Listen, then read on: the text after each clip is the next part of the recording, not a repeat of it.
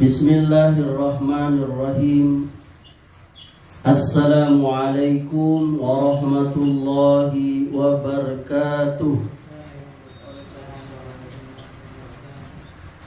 Innal hamdalillah nahmaduhu wa nasta'inuhu wa nastaghfiruh wa na'udzu billahi min shururi anfusina wa min sayyiati a'malina. May yahdihillahu fala mudilla lahu wa man yudlil fala hadiya lahu. Assalamualaikum warahmatullahi wabarakatuh. Asyhadu an la ilaha illallah wahdahu la syarika lahu wa asyhadu anna Muhammadan abduhu wa rasuluh sallallahu alaihi wa ala alihi wasallam. Ya ayyuhalladzina amanu taqullaha haqqa tuqatih wa la tamutunna illa wa antum muslimun.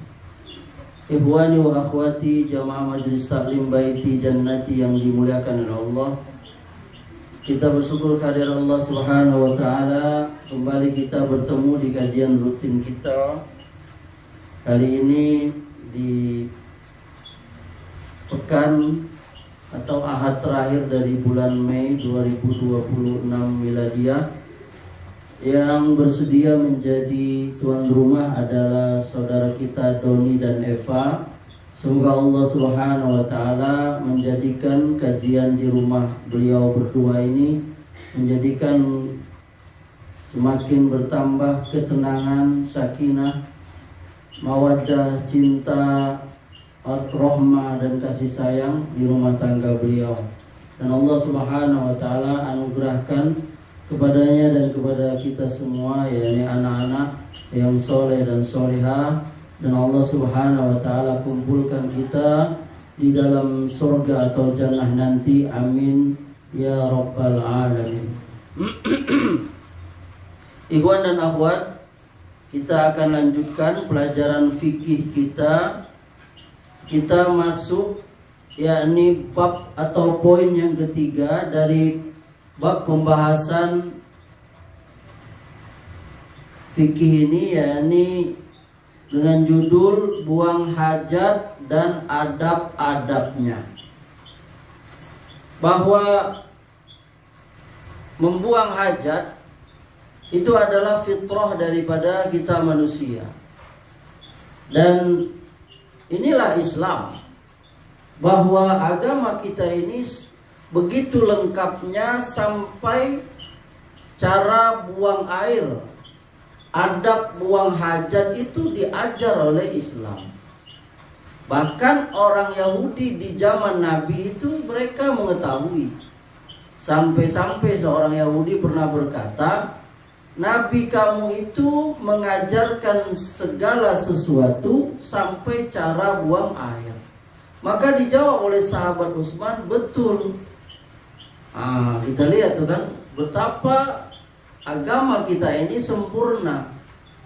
Maka kalau cara buang air saja diajar, apalagi cara-cara yang lebih besar. Misalnya berumah tangga, soal mengurus negara dan sebagainya, ya kan? Ini menunjukkan yakni lengkapnya daripada ajaran Islam itu, yakni ajaran Allah itu.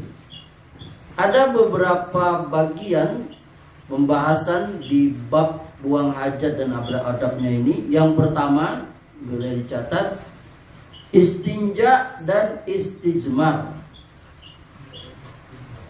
Istinja dan istijmar, dan menggunakan salah satunya sebagai ganti yang lain.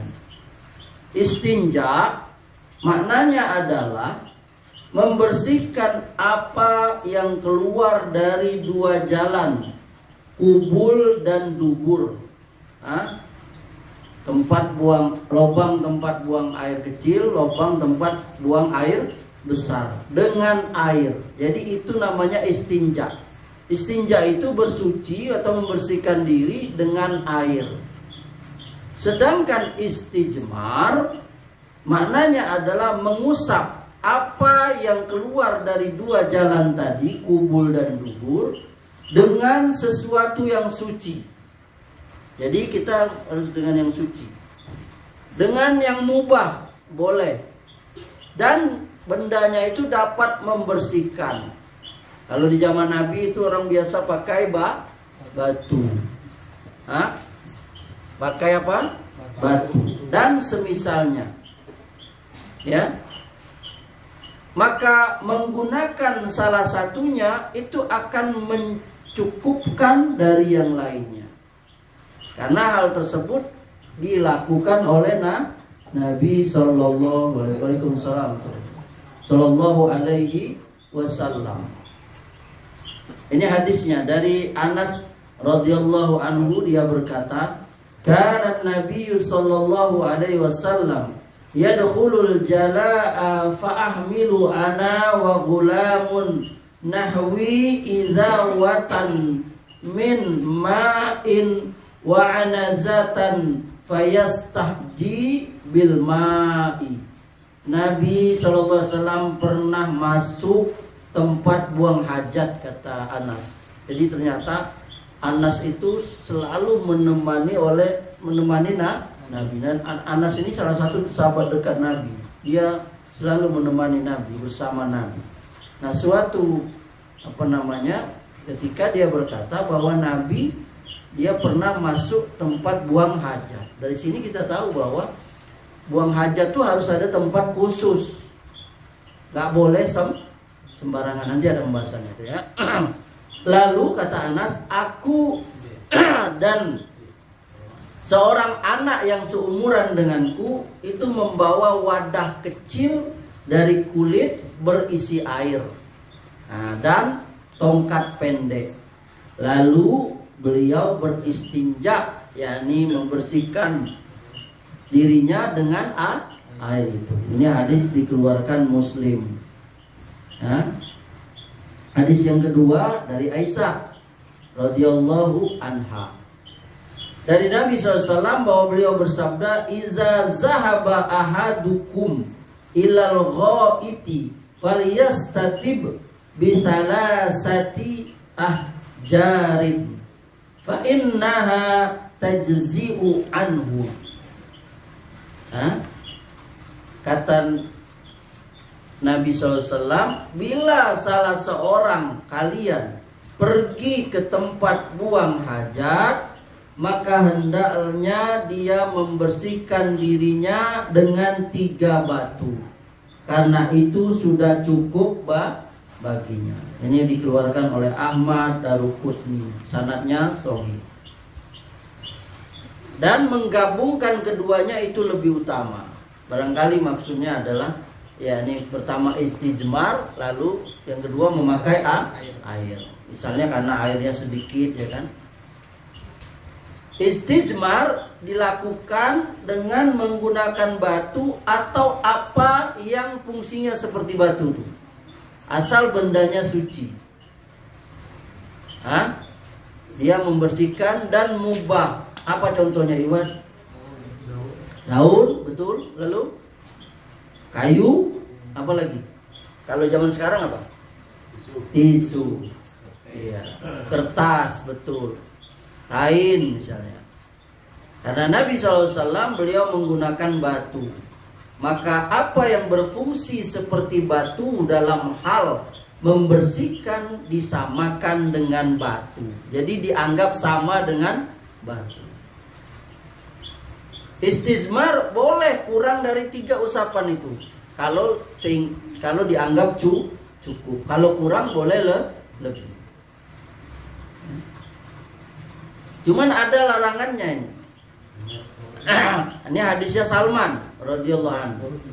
Kata beliau, nahana ya'ni Nabi sallallahu alaihi wasallam an nastanjiya bil yamini wa an nastanjiya bi aqalla min thalathati ahjarin wa an nastanjiya bi raji'in au azmin.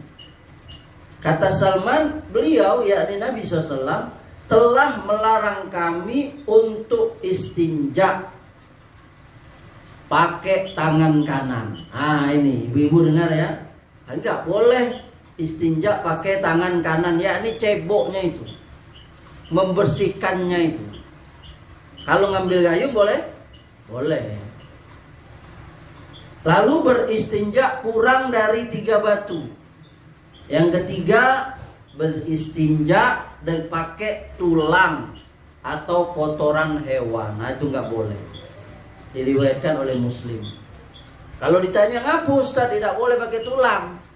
Kata pernah oleh Nabi, tulang itu makanan saudara kalian, yakni siapa? Jin. Jadi kalau seseorang manusia makan tanpa baca basmalah, itu tulang yang dia makan tuh ada dagingnya. Cuma memang kita nggak lihat.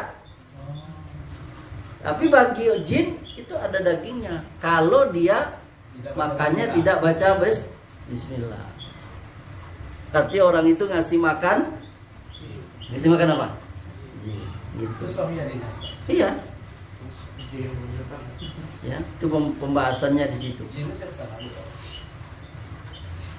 Ya. Jadi ternyata jin itu juga sama kayak kita, dia butuh makan. Makannya itu salah satunya tuh tulang. Nah itu ingat tadi tuh, tidak boleh istinja cebok pakai tangan kanan. Bagaimana orang yang tidak tahu kalau baca bismillah? Apa? Orang itu tidak tahu Islam tapi dia tidak tahu baca bismillah. Makan. Ya, langsung sadap aja. Ya nggak apa-apa. Tetap namanya bismillah itu hukumnya tapi tetap sama juga makan. Nah, iyalah. Gitu. Jadi maksudnya kalau seseorang nggak makan pakai bismillah, maka tulang itu dimakan oleh jin, ya. Nih kita memang nggak ngelihat ada dagingnya, tapi itulah rahasia Allah ya. Ada yang bilang kamu sudah dalam hati, tapi yang biasa didengarkan dia harus dilapaskan. Ya. Mana benar Ustaz? Apa tuh? Ya dilapaskan, karena yang namanya zikir itu terkait dengan apa? Bibir bergerak, bukan diam aja. Kalau dalam hati itu keinginan. Bahasa kolbu. Berarti salah tuh Ustaz kalau mati. Iya, bismillah dibaca. Bismillah. Tapi katanya mati. Enggak, dilapaskan. Zikir itu yakni ibadah mulut. Karena saya mengingatkan kalau ibadah hati itu syukur, sabar, tawakal. Sedangkan ibadah mulut itu zikir, dia bergerak. Kalau badan kan gerakan, ruku, sujud, sedekap, sa'i, tawaf, melempar, ya kan? Pada ibadah haji. Nah, zikir itu mulut dan bergerak, bukan diem. Itu bukan bahasa kolbu, bukan ucapan kolbu. Kita kembali tadi. Jadi berapa larangan tadi? Ada 3. Tidak boleh cebok pakai tangan kanan. Ya. Ajari anak kita. Ajar. Orang muslim itu ngajari anak dari kecil. Ya kan? Ajari anak itu cara ketika dia sudah tamyiz, akalnya sudah mulai bisa mulai anak itu diajar. Memang anak-anak masih balita gak mungkin orang masih dicebokin. 5 tahun masih ya? Masih. 5 tahun masih. Kira-kira umur berapa ya anak-anak? 7 tahun lah ya. Ketika anak sudah disuruh sholat tuh berarti dia udah, kan anak disuruh sholat kan 7 tahun, berarti udah mandiri dia. Dan dia juga kadang udah malu kan diceboin kan. Nah itu. Dan kita sebagai orang tua ajar anak kita itu.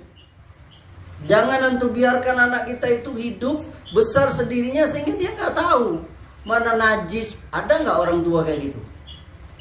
Halo Iwan, ada nggak? Ada. Ini orang tua yang nggak peduli anaknya, nggak tahu dia mana najis, mana kotor. Beneran ini. Contoh, berapa banyak orang sudah dewasa, udah bujangan, udah remaja, kencing sembarangan tidak cebok. Itu kenapa? Kenapa? Ya karena nggak diajari oleh bapaknya. Coba kalau bapaknya ngajarin. Nah, kencing cebok, kencing di WC. Ini bapaknya kencing. Nah, iya itu. Mana? Iya benar. Ajar ibu-ibu dengar ya, diajar ajar anak tuh. Anak perempuan ibu-ibu apalagi head, jangan dibiarin. Ini darah head tuh najis. Bapak-bapak, ini kencing tuh najis, kotor, dibersihkan. Jangan sembarangan kencing. Kencing di WC. Kencing di lubang WC, jangan di dindingnya. Jangan di lantai. Jangan di lantainya, disiram. Jadi kita sebagai orang tua mengajari anak kita tuh kebersihan. Walaupun dia pakai pampers, nanti ketika dia dilepas pampersnya belajar, diajar. Ikhwan, jangankan anak manusia, kucing aja diajar. Ada yang melihara kucing nggak kamu? Kucing aja kalau diajar, ya nggak bener ada. Tahu dia, kencing dia ke WC, kencing dia dikasih apa? Pasir, ya kan? Tuh kucing. Maka orang tua itu kesalahan dari sebagian manusia. Ketika dia dewasa, dia nggak tahu mana najis, mana kotor, karena tidak dididik orang tuanya. Kalau kita sebagai orang tua diajar anak, dia besar nanti dia, oh iya ya, ini najis. Diajar. Anak itu tergantung orang tuanya. Anak itu diajak ngomong. Jangan anak diam. Tahu nggak kamu, sudah ada penyelidikan. Kalau seorang anak, misalnya ini, dia ditaruh di hutan, dia hidup dengan monyet, dia hidup dengan serigala, nanti dia bicara cara-cara monyet. Banyak di Amerika pernah itu ada seorang anak ditemukan oleh seperti apa namanya, jalannya seperti monyet, cara jalannya, cara ngomongnya, sehingga dia Waalaikumsalam, tidak bisa lagi diajak ngomong Indonesia, lama bahasa manusia. Nah, jadi benar kata Nabi itu, anak itu lahir dalam keadaan suci, orang tuanya yang didik dia. Maka soal kebersihan tuh kita ajar anak kita dari kecil. Ini ada sebagian ikhwan anaknya semuan itu bahasa Jambi itu ingusan. Selemo kalau dulu ya. Sampai sini no. Sampai ke mana? Ke pipinya, sampai ke telinganya. Anak dibiarin main pasir, masuk matunya. Jangan dibiarin anak tuh bersih. Anak tuh anugerah dari Allah, dengar ibu-ibu. Nikmat dari Allah, jangan kamu biarin anak.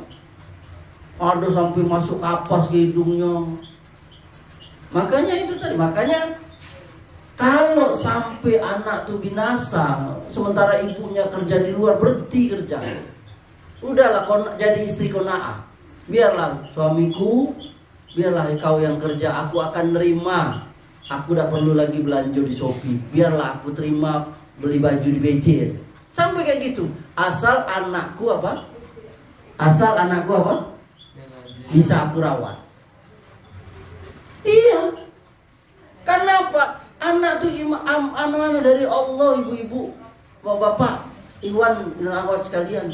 Kita akan diminta tanggung jawab oleh Allah. Jangan biarin anak-anak kita berak di celana sampai kering, kencing di celana sampai kering, pampersnya sampai kering, bayangin. Korengan, kukunya panjang. Nggak ada ajaran Islam seperti itu. Sesibuk-sibuknya kamu, apalagi ibu-ibu, berdosa dia. Main HP, anaknya sampai kukunya panjang, jigongnya besar-besar, tai hidungnya belepotan, coba. Sampai anaknya masuk sumur. Coba, mana itu? Binasa anaknya, ini kita diminta tanggung jawab. Bukankah itu amanah? Bukan main-main anak itu. Allah akan minta tanggung jawab. Bahkan banyak orang tua yang binasa di akhirat karena anaknya nuntut. Aku dulu gak diurus sama bapakku. Berapa banyak laki-laki brengsek di luar sana itu. Ditinggalnya anaknya sama dia kan? Banyak kan? Banyak. Ustaz ini ngomong laki-laki brengsek, berarti perempuan ada yang brengsek? Ada juga. Tapi kebanyakan laki-laki tinggalinya. Ada juga ibunya yang tinggalin anaknya, ada. Ini laki-laki lain. Dari rumah tangganya udah ini. Itu. Nah ini kita jadi lari di situ ya. Padahal tadi apa? soal istinja. Jadi maksud Anda tadi bahwa istinja itu harus diajar dari kecil. Kenapa orang di luar Islam tuh mereka nggak tahu istinja? Ya karena memang ajaran mereka nggak perlu istinja, nggak perlu cebok pakai. Tentu kalau keluar negeri, siapa yang pernah keluar negeri? Itu nggak ada WC-nya tuh air untuk itu nggak ada. Merkur nggak ada air. Nah tuh. Nah di Merkur Bengkulu cuman baru masuk mana air kira-kira bukan main, Joni hebat sekali tuh. Kita belum pernah masuk Merkur, dia udah tahu.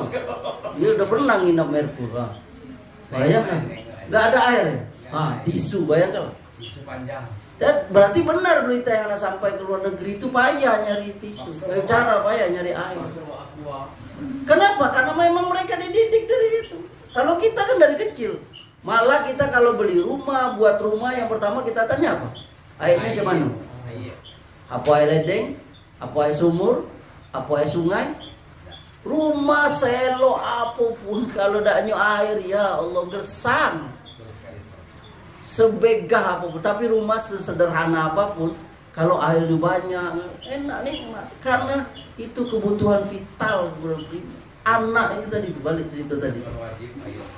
Diajar anak-anak, ibu-ibu, anak-anak, perhatikan anak-anak. Kita suami itu, ajari istri kita, urus anak itu, kewajiban. Dosa kita sebagai suami kalau tidak ngajari istri kita, ngajari anak kita. Berapa banyak binasa orang tua karena tidak mengajari anaknya. Salah satunya anaknya tidak diajari kebersihan. At-tahuru satrul iman kata Nabi. Kebersihan itu sebagian dari iman. Makan kalau lah jatuh ke tanah jangan diambil lagi. Lalu selembung tanah makanan jangan. Tapi kalau jatuh kering kan ada hadisnya Ustaz. Iya kalau yang masih wajar di tempat yang bersih itu boleh. Tapi kalau lah jatuh ke tanah yang kotor, apalagi makanannya basah, dan itu harus diajar anak. Anak kecil mana tahu dia kotorannya jadi makannya kalau dia masih balita. Orang tuanya yang ini, ya. Kemudian yang kedua, menghadap dan membelakangi kiblat saat buang hajat. Tidak boleh menghadap atau membelakangi kiblat ketika buang hajat di tanah terbuka atau tempat terbuka yang tanpa penutup atau tanpa dinding. Mana dalilnya? Ini hadis Abu Ayyub Al-Ansari radhiyallahu anhu. Rasulullah bersabda, "Iza ataitumul ghaita fala tastaqbilul qiblata wala tastadbiruha walakin syarriqu au gharribu." Jika kalian datang ke tempat buang hajat, maka janganlah kalian menghadap kiblat dan jangan pula membelakanginya, tapi menghadaplah ke timur atau ke barat. Hadis dikeluarkan oleh Muslim, ya. Hadis dikeluarkan oleh Muslim dan juga Bukhari. Nah, jadi di sini dapat kita ketahui bahwa buang hajat itu memang ada tempatnya. Maka kita zaman sekarang ini bersyukur pada Allah, ibu-ibu bersyukur. Allah sudah menganugerahkan kepada kita nikmat yang besar. Apa salah satunya?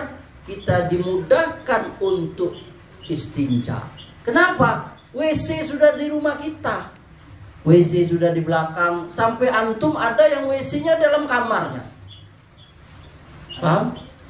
WC-nya di dalam kamarnya. Tidak perlu lagi dia nak buang air larian ke sungai. Boleh Ustaz? Ya boleh. Selama dia dipisahkan dengan dinding. Jangan WC di samping tempat tidur. Boleh WC di dalam rumah, dalam kamar. Itu asal dijaga kebersihannya. Jangan sampai berkerak dulu. Hitam sampai keraknya udah dibersihkan.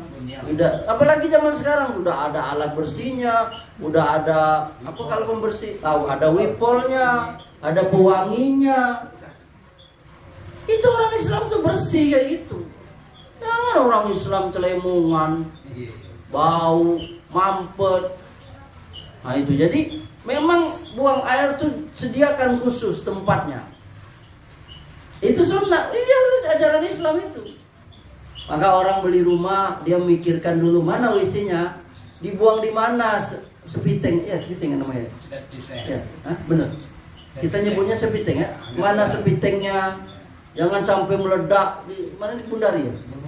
Nah, kebun bungsu meledak. Kenapa? Karena nggak ada udaranya, jadi terpengap dulu. Sedangkan gas kotoran tuh mengeluarkan gas apa namanya? Racun. Gas metana, bom. Lah iya benar. Kotoran itu kalau lama-lama dia mengandung gas dan tekanannya kuat itu kayak bom. Iya kayak bom kalau dia walaupun tempatnya besar tapi kotorannya banyak dulu lama-lama penuh meledak dia. Orang di sekitar situ bisa ketiban juga. Banyak itu. Yang kasus ketiban kotoran ciri bahasa Inggris itu kan. Nah, jadi perlu dipikirkan. Lalu kalau zaman sekarang kan orang udah paham tuh. Ya ini tentang ilmu apa namanya? Lingkungan. Berapa jarak sepiteng dengan kalau ada sumur. Kita harus amalkan itu. Jangan sampai rupanya orang ini sakit, rupanya masuk bakteri E. coli-nya tuh. Dari mana? Rupanya sepitengnya cuma jarak setengah meter dari sumurnya, ngalir situ. Nah, itu orang Islam tuh sampai seperti itu ajaran Islam. Maksudnya tuh memperhatikan kebersihan. Tempat sampah, jangan tempat sampah digerek-gerek. Nih ibu-ibu nih saya nasihati ibu-ibu buang pembalutnya itu jangan sembarangan. Kita kadang jijik malu. Rupanya pembalut perempuan dibawa oleh anjing kemana-mana. Pampers dibawa oleh anjing kemana-mana. Kenapa? Karena nggak ini dengan baik. Masukkan plastik dia apa? Ada rasa malu, ada rasa jijik, baru dibuang di tempat sampah. Coba lihat banyak kan kejadian gitu kan. Ada rasa malunya. Itu kebersihan ajaran Islam, toharo. Bahkan ada sebagian kita mengajari anak-anaknya untuk bergantian. Dia tahu tugas kau cuci piring. Adanya nomor 2, tugasnya apa? Membersihkan kamar mandi, WC. Kalau anak saya tuh si Pak Il sama Jafar dididik sama ibunya sudah berapa tahun yang lalu dari sejak SMP suruh nyuci baju dewe, tidak lagi nyuci baju. Jadi aja tuh ibunya yang ngajarin. Nyuci sendiri. Kamu nih enak nyuci sekarang. Ayah dulu nyuci pakai tangan. Aduh tempat digebuk-gebuk. Cepatnya rusak baju. Kadang lepas apa kancing.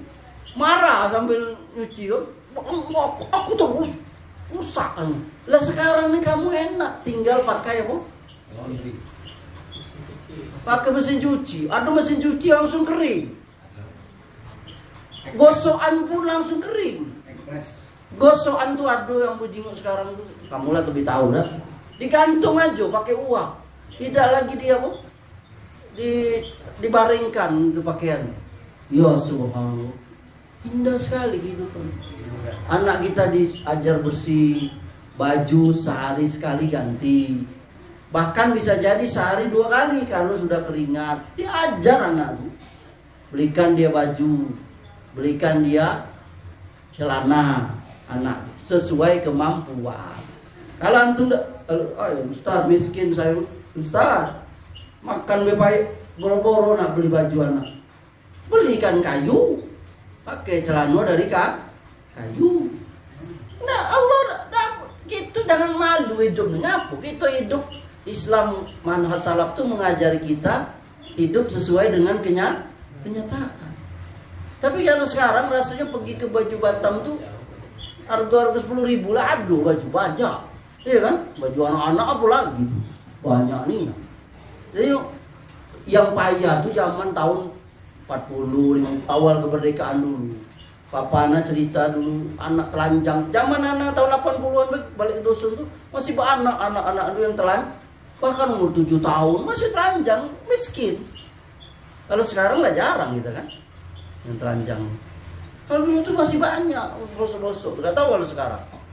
Nah sekarang orang nggak pikirannya ini. Jadi orang tua tuh mendiri, anak kita diajar jangan pakai baju sekolah lah 3 hari baju sekolah tuh. Ladu lipan berjalan di kerah bajunya itu kan, kerahnya warna putih kan, kotor. Apa namanya itu? Daki. Nah itu. Kemudian tidak boleh membelakangi, tidak boleh menghadap, tapi memalingkan kepada yang lain. Tapi dikatakan di sini kalau buang hajatnya di dalam bangunan atau ruangan, antara pelakunya dengan kiblat terdapat dinding yang menutupi, maka itu tidak apa-apa. Ini dalilnya hadis Ibnu Umar radhiyallahu anhu. Annahu ra'a Rasulullah SAW yabulu fi baitihi mustaqbilas syami mustadbiral ka'bati. Bahwa dia melihat Rasulullah SAW buang air kecil di rumahnya menghadap ke Syam dan membelakangi kiblat. Ini Bukhari Muslim. Kemudian ada hadis Marwan al-Asfar, dia berkata, aku melihat Ibnu Umar, nih Ibnu Umar sahabat ya, menambatkan kendaraan untanya menghadap kiblat. Kemudian dia duduk kencing menghadap ke arahnya. Maka aku bertanya, wahai Abu Abdurrahman, bukankah ini telah dilarang? Ia menjawab, iya benar. Tetapi yang dilarang dari hal tersebut adalah kalau dia yakni kencing itu dilakukan di tempat terbuka, sehingga antara diri dia orang yang kencing itu dengan kiblat tidak terdapat sesuatu yang menghalanginya, yakni terbuka. Tapi kalau ada yang menghalangi maka tidak mengapa. Ini komprominya ya. Abu Dawud, Daruqutni, Hakim dan seterusnya. Tapi dikatakan oleh para ulama, walaupun ada dinding, walaupun ada penghalang, itu lebih baik kalau kita sanggup, yakni jangan lakukan. Kalau bisa, kalau sanggup, walaupun ada dinding, walaupun ada penghalang. Paham Iwan? Kecuali kalau memang tidak bisa lagi, karena memang posisi jongkok, apalagi WC-nya itu WC apa? WC duduk ya? WC duduk kan tidak bisa gitu. Ada rodanya WC-nya itu kan tempat itu. Kalau ada roda bisa kita putar. Tidak mungkin kita melintang sementara posisinya tuh membujur ya kan. Kalau dia salah tembak itu kita tadi kan, laju nyangkut dia kan, kacau itu. Ngamuk lagi tukang bersih. Kemudian yang ketiga, apa yang disunahkan dilakukan kalau kita masuk WC? Ibu-ibu, dengarkan, disunahkan bagi kita yang masuk WC untuk berzikir, mengucapkan Bismillah, Allahumma inni a'udzubika minal khubuthi wal khaba'is. Dengan nama Allah, ya Allah, aku berlindung kepadamu dari setan laki-laki dan setan perempuan. Dari sini kita dapat pelajaran, Islam mengajari sampai masuk WC itu kita berzikir. Walaupun hukumnya sunat, kebanyakan yang hafal anak-anak kita. Orang tua banyaklah tidak baca ya, benar? Ibu-ibu tidak usah ngaku.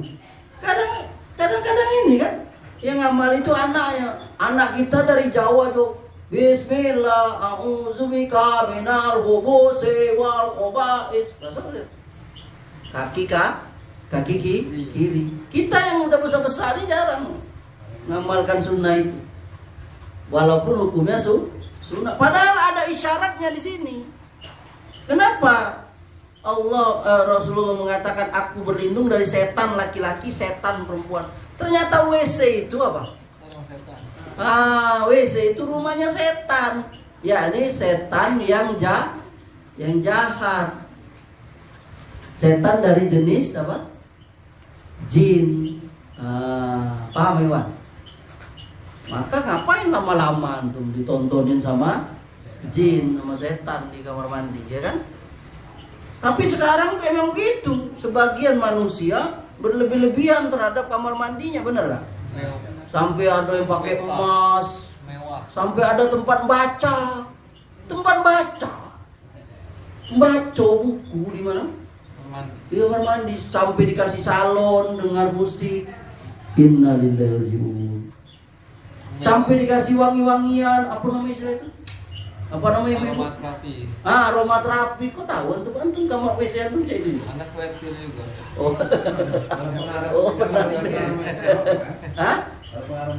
Iya, udah apa-apa selama tidak berlebihan. Nah, kita bicara tadi kan, WC itulah sudah jadi tempat semacam tedo. Saking indahnya tadi, sehingga membuat dia berlama-lama. Bayangkan tadi, dikasih apa? Bukan saja dikasih buku, bukunya. Ya Allah. Jangan buku, colokan. Wah, zaman sekarang dikasih colokan agar orang berlama-lama mabar. Rupanya dia kalau mabar di luar di kamar takut dimarah oleh bininya. Mabar di WC, kata bininya ngaku abang itu seringan ke WC, lamu. Rupanya main bareng. Ya Allah. Nah itu ya. Kemudian kalau keluar apa baca gufronaka, aku mohon ampunan ya Allah. Dan mendahulukan kaki kiri masuk, mendahulukan kaki kanan keluar.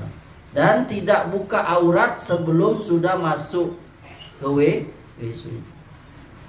Kalau kita buang air di tempat terbuka, tidak boleh memperlihatkan aurat.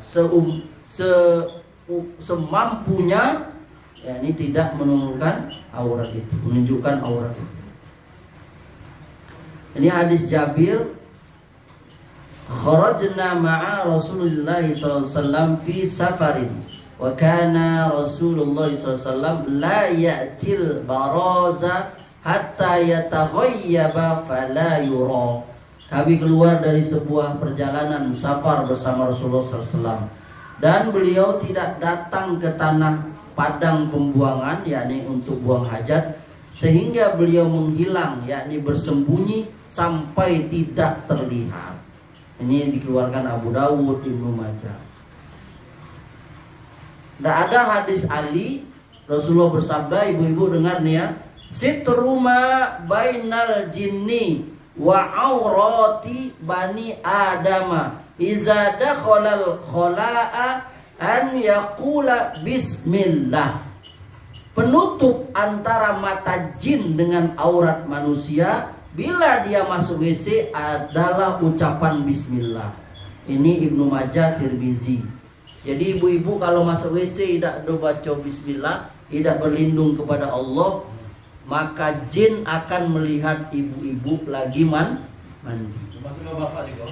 Oh iya, itu lagi bapak-bapak. Bapak-bapak dicingok oleh jin. Hino. Enggak pun jadi senang kamu. Ini Rasulullah bukan ngambo yang ngecek. Sitruma bainal jinni wa aurati bani adama iza dakhalal khala'a an yaqula bismillah. Penutup antara yakni mata jin dengan aurat manusia bila dia masuk WC adalah bismillah. Nah, jadi dia tidak bisa nengok. Gitu. Jadi kalau tidak baca bismillah, dia nengok, bahkan dia ikut pula itu. Ya kan? Ada hadis Anas yang berkata, kana Nabi sallallahu alaihi wasallam iza dakhalal khala'a qala Allahumma inni a'udzubika minal khubuthi wal khaba'is. Coba ikut kawan-kawan, ibu-ibu ikut juga ya. Allahumma inni a'udzubika minal khubuthi wal khaba'is. Nah, lihat nih, dahulu Nabi SAW apabila akan masuk WC maka beliau zikir atau menyebut, ya Allah, aku berlindung kepadamu dari jin atau setan laki-laki dan setan perempuan. Ini hadis Bukhari Muslim. Jadi tempatnya setan atau jin itu salah satunya di mana? Di WC. Tempat kotoran. Iya, tempat buang kotoran. Kemudian ini hadis Aisyah. Kana Nabi sallallahu alaihi wasallam iza kharaja minal khala'i qala ghufranaka. Coba kita baca sama-sama. 1 2 3. Ghufranaka. Nah, kalau Nabi SAW keluar dari WC, beliau ucapkan ghufranaka, yakni aku mohon ampun kepadamu ya Allah. Ya Allah, singkat. Ghufranaka. Jadi apa tadi? Masuk WC kaki kiri, bismillah, auzubika minal khubusi wal khobais. Keluar WC kaki kanan, ghufranaka. Pakaian baca bismillah. Ya, sama itu. Nanti ada bab buka pakaian, pasang pakaian. Nah, jadi ternyata kehidupan kita ini nggak lepas dari makhluk yang kasat mata kita nggak lihat, tapi dia ada. Kenapa Nabi melarang kita kalau masuk rumah? Nabi nyuruh kita tutup pintu dengan bismillah supaya jin tidak masuk rumah kita. Kalau ada kita ngunci pintu tidak baca bismillah, maka jin atau setan akan berkata kawan-kawannya, masuklah kamu di rumah ini karena di sini kita bisa bermalam. Tapi kalau kita baca bismillah, ibu-ibu dengerin, anak tuh biasa kalau dengan anak-anak istri ya. Setiap ceklek tuh bismillah. Mau pintu musola itu, mau cuma cekletan. Kalau Doni lebih pade lagi. Ayu gedang no. Inilah namanya palang pintu. Walaupun sekedar ini, tapi kalau tidak baca bismillah masuk. Tapi kalau baca bismillah walaupun sekedar kunci sekali, setan tidak masuk. Maka jangan kasih kesempatan yakni setan masuk. 2. Yang kedua, dengan Iwan, dengerin. Makan. Kalau kita makan nggak baca bismillah, setan ikut. Kan tuh udah tahu di situ. Maka bismillah tuh makan. Kalau nggak baca, setan masa. Yang ketiga apa? Iya, jima. Itu doanya Allah apa? Masa tuh pura-pura nanya. Masa kah?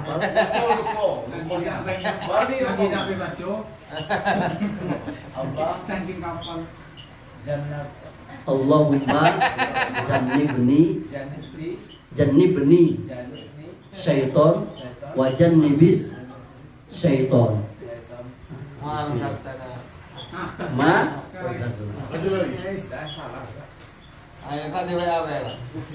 Bismillah ya Allah majannibni syaiton wa jannibis syaiton ma razaqtana. Bismika Allahumma ahya.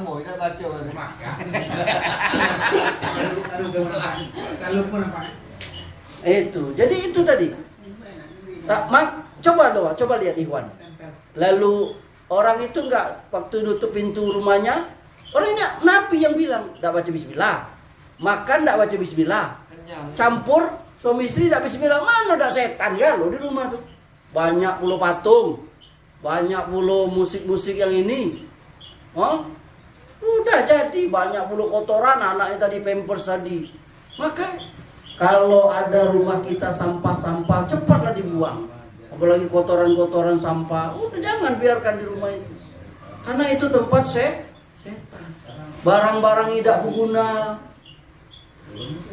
Coba rumah itu sebagus mana kalau banyak barang bertumpuk. Tidak bagus sih, Bang. Cuma kenapa hotel itu menarik? Karena hotel itu memang dia cuman barang-barang yang dipakai. Coba lihat hotel kan?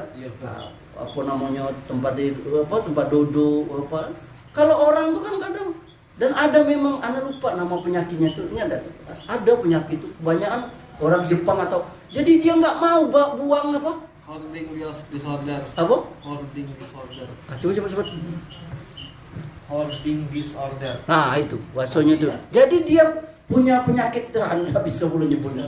Jadi dia sampai bekas mie itu tidak mau dibuang. Ya subhanallah, sampai jadi gunung. Dan itu banyak. Ana baru-baru ini nonton di Jawa itu. Jadi ada pemilik kos. Ini kok mampet apa? Saluran air itu sering keluar air dari kamar tuh. Memang selama ini gadis penghuni itu tuh tidak pernah buka. Pas dia buka itu, ya Allah, seperti tempat pembuangan sampah kamar tuh. Padahal kos tuh kos mahal. Rupanya itu kamar tuh gak pernah dibersihkan. Seluruh sampah yang dia pakai, mie, pokoknya semua tidak dibuang, ditumpuk di situ. Iya benar. Makan sate apa di situ semua. Dan itu kata Doni tadi ada penyakitnya memang itu. Dan kita suami istri, anak ingatin sama antum, suami istri itu harus saling buang aja udah. Kita kan sering tuh kayak plastik apa, udah buang aja. Ya daripada numpuk di rumah, apalagi botol-botol bekas. Udah ngapain? Bersih rumah kita itu. Walaupun rumah kita kecil ya kan, bersih enak kan. Itu. Terima kasih Don, anak nggak bisa baca itu. Nama istilah itu kelainan, karena itu kelainan. Jadi tidak mau membuang barang yang sudah dia tidak pakai lagi itu. Dan itu ini, dan rupanya di Jepang, di Amerika itu banyak orang yang berpenyakitnya itu tuh. Sehingga ada pula orang yang profesinya membersihkan itu. Ya subhanallah, berkarung-karung. John, sampai ada satu rumah tuh, John, sampah kan. Sampah yang bekas dipakai oleh penghuni rumah. Jadi satu rumah itu ininya penyakit itu kan. Ya, tidak mau membuang barang yang sudah pakai. Kalau gitu kan apalagi sekedar cuma bekas plastik, bekas mie, minyak es krim. Ngapain? Pokoknya yang baju-baju busuk, baju-baju bekas antum kasih ke orang kalau masih layak. Ngapain antum simpan-simpan? Iwan, paling banyak berapa lah di ini kita sekiranya? Jangan numpuk-numpuk sampai lemari-lemari padahal baju bekas semua. Ngapain? Kasih ke orang. Bu, ibu-ibu kata Joni. Tidak, kok udah pala ibu-ibu, udah pala bapak-bapak. Bapak-bapak juga banyak itu. Sepatu-sepatu bekas. Udah sepatu Anda sekali datang paket. Curhat itu. Ya jadi kan pakai itu kan. Jadi kalau sepatu antum udah berapa pakai, udah banyak ya kan. Udah kasih aja ke orang. Kasih aja ke orang.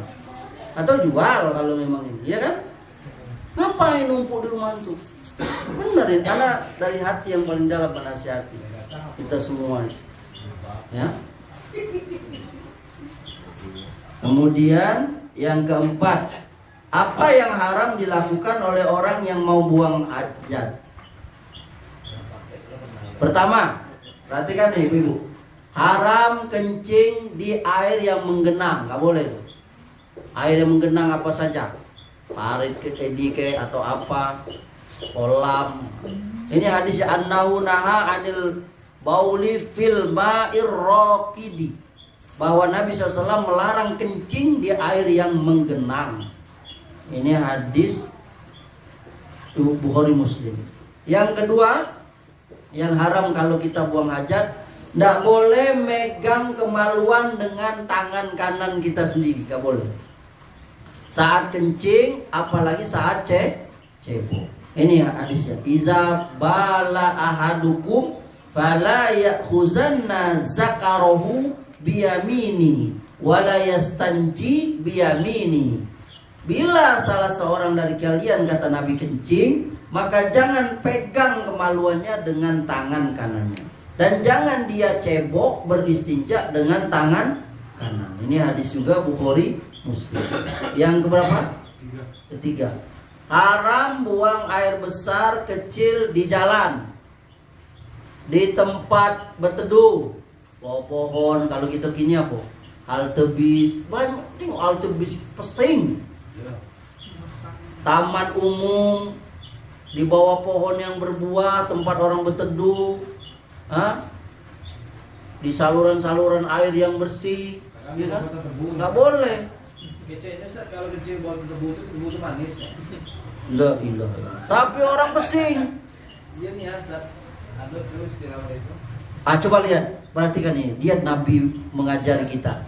Ittaqul mala'ina thalatha al-baraza fil mawaridi wa qala ri'atit tariqi waz-zilli. Apa kata Nabi Iwan? Perhatikan. Takutlah pada tempat yang menyebabkan kamu dilaknat. Ada 3.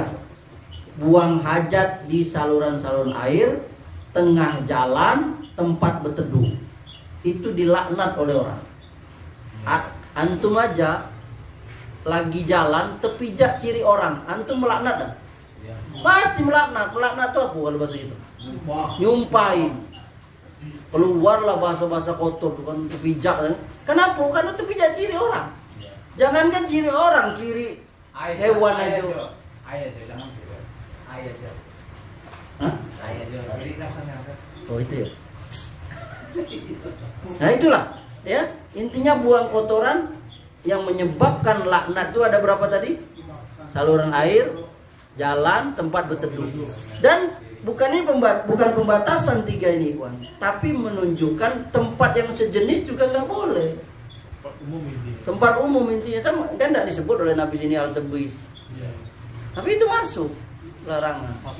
Kenapa? Karena itu akan menyebabkan orang bau, gang, ya kan? Cuma memang orang kencing enak loh. Dan kita lihat ada suatu negara, bukan negara Muslim kayaknya kan? Itu ya Allah, mengerikan sekali. Orangnya tidak terdidik bersih. Kita alhamdulillah nih, kita ini orang Islam Indonesia terdidik bersih. Apalagi makan. Kita kan orang masak, tempat jual makanan aja dia meraup makanannya pakai jari aja kita jijik. Apalagi kukunya hitam panjang, udah ada mau gitu. Kita malah mau tempat makan yang steril. Dia melayan pakai apa? Sarung tangan, pakai sendok gitu. Dan itu fitrah.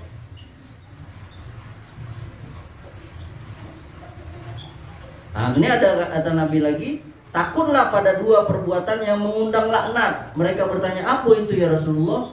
Orang yang buang hajat di jalan manusia atau di tempat mereka berteduh. Kemudian keberapa tadi? Keempat ya? Haram. Yang keempat, haram baca Quran saat buang air. Nah, ini kita paham ya. Haram juga istijmar pakai tulang tadi. Kemudian yang keberapa lagi? Kelima ya. Haram buang hajat di kuburan. Nah, nggak boleh. Nggak boleh. Tapi Ustaz, aku pernah dengar di pasar itu kan lagi di WC umum. Iya. Di orang scroll sambil di BAB itu, mendengarlah sholawat di dalam. Kalau Nabi lah, ada lagu-lagu. Iya, nggak boleh itu. Jangan perlu ditiru. Tapi yang mutar itu taruh Islam, Iya. AKP nggak tahu mana tuh. Iya, nggak boleh. Oke, itu tadi ya. Ada berapa tadi? Ada 5 ya. 6 ya. 6 haram. Yang bagian kelima makruh. Kalau tadi haram. Nah, ini yang bagian kelima nih. Apa yang makruh lagi buang hajat tuh? Yang pertama makruh itu apa? Dibenci, tidak sukai. Menghadap, kita buang hajat tuh menghadap ke arah berhembusnya angin yang tidak ada penutupnya. Kenapa? Karena kencing itu akan kembali kepada kita. Ini angin ke sini, antum buang air, kencing ke situ, bakal mercikan itu enggak? Paham enggak maksudnya? Nah itu makruh.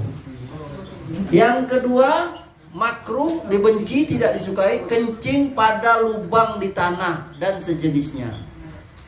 Anna Nabi SAW naha an yubala fil juhri qila liqatadah fama balul jurri qala yuqalu innaha masakinul jinni. Nabi SAW melarang kencing pada lubang.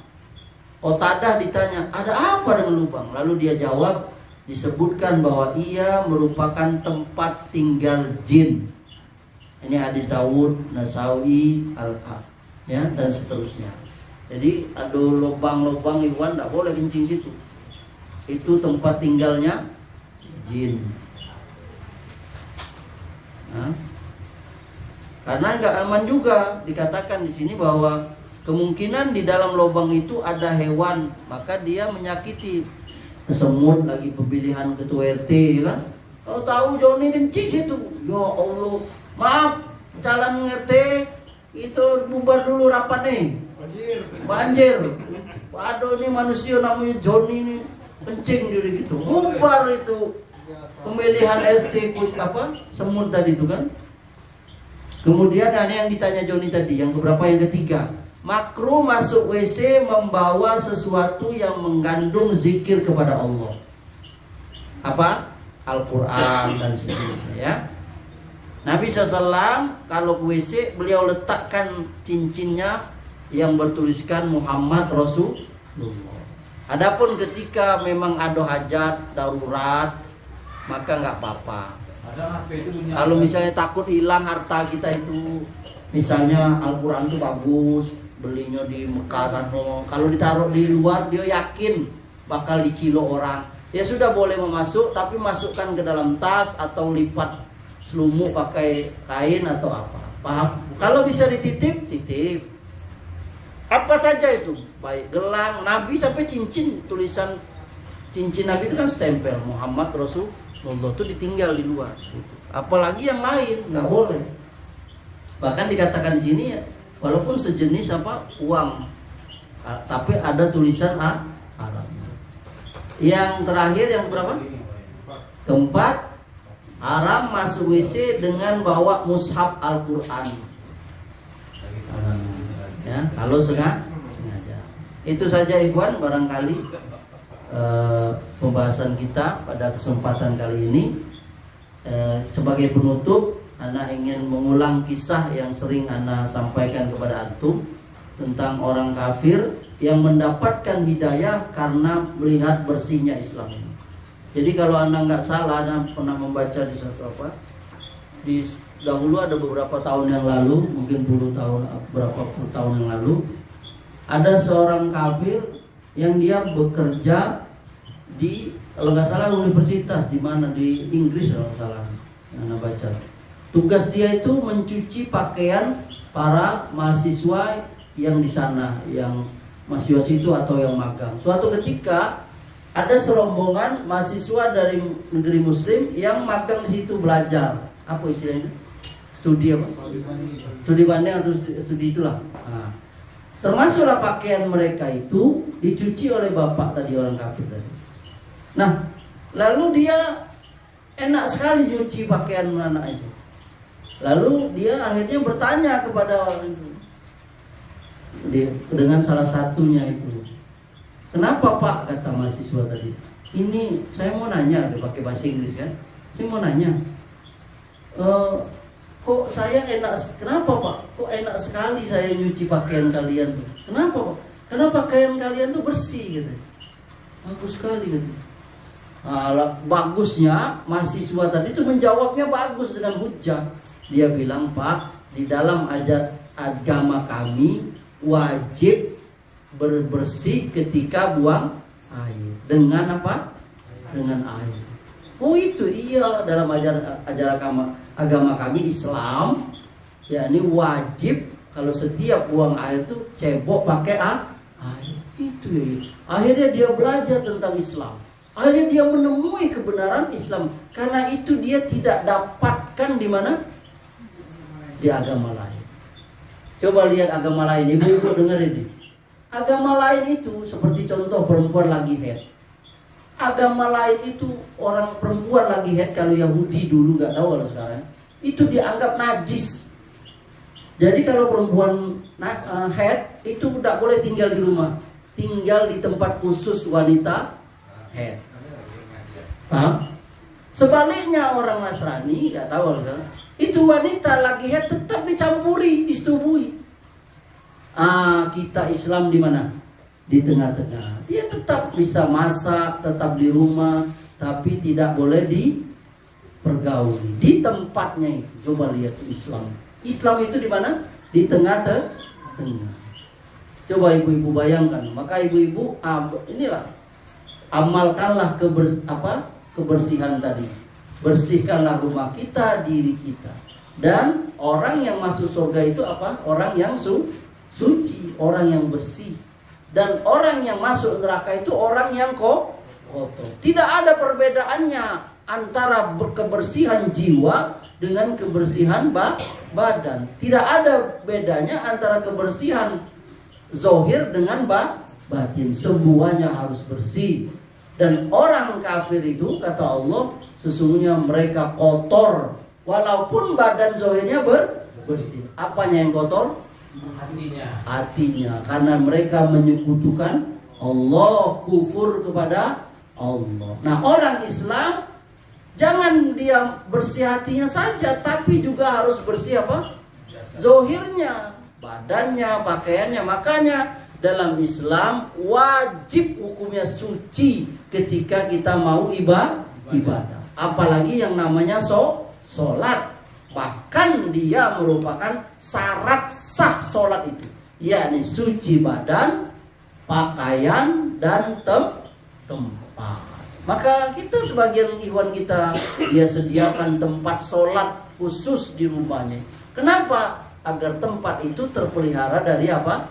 Najis. Barangkali itu ikhwan. Semoga Allah Subhanahu wa Ta'ala mengaruniakan kepada kita kebersihan jiwa, juga kebersihan badan jasmani kita, tempat tinggal kita, anak-anak kita, dan seterusnya. Dan Allah memberkahi hidup kita, dan sebab itu Allah memasukkan kita ke surga. Subhanakallahumma wa bihamdika asyhadu an la ilaha illa anta astaghfiruka wa atubu ilaik. Wabillahi taufiq wal hidayah.